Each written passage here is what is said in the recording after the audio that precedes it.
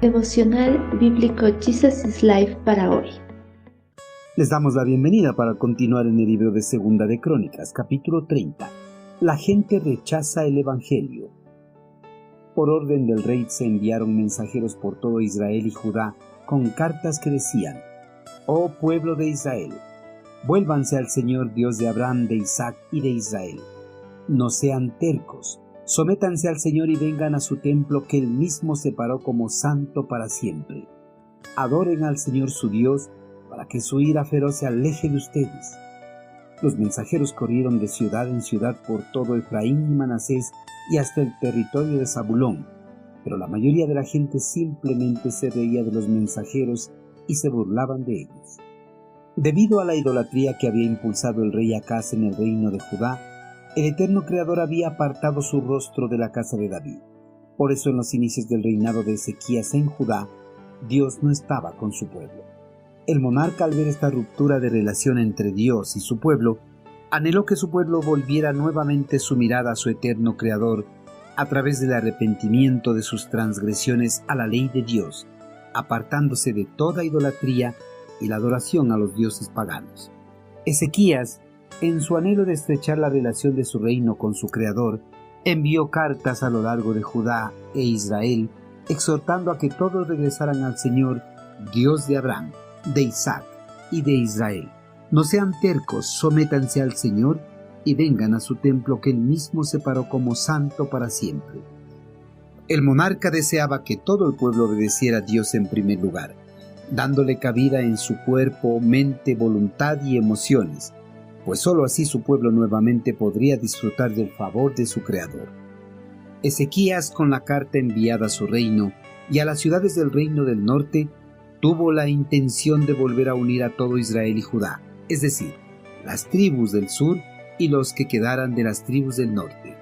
Ezequías quería volver a reunirse con sus hermanos que se habían separado hacía mucho tiempo de su verdadero rey, del verdadero Dios y del verdadero lugar de adoración a Dios.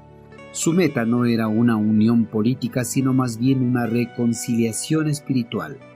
El rey quería volver a unir a todo Israel alrededor de la adoración al único verdadero Dios.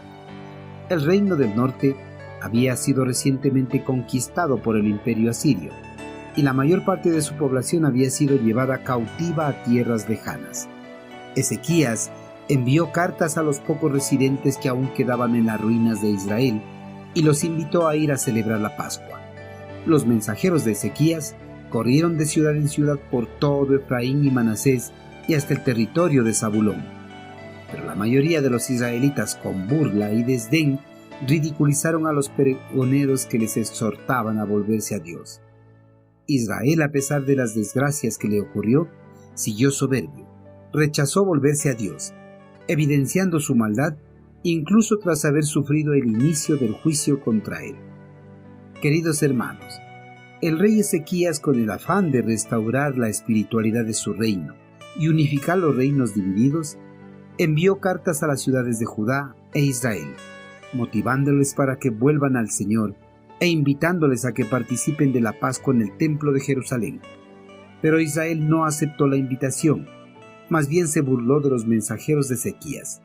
Hermanos, en la expansión de la palabra de Dios en este mundo, algunas veces vamos a ser objetos de burla por parte de las personas, al igual que los mensajeros de Ezequías.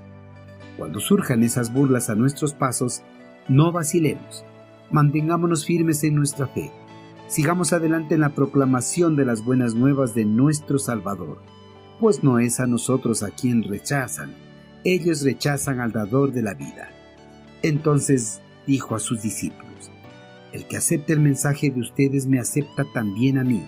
El que los rechaza a ustedes a mí me rechaza. Y el que me rechaza a mí, rechaza a Dios, quien me envió. Lucas capítulo 10, versículo 16.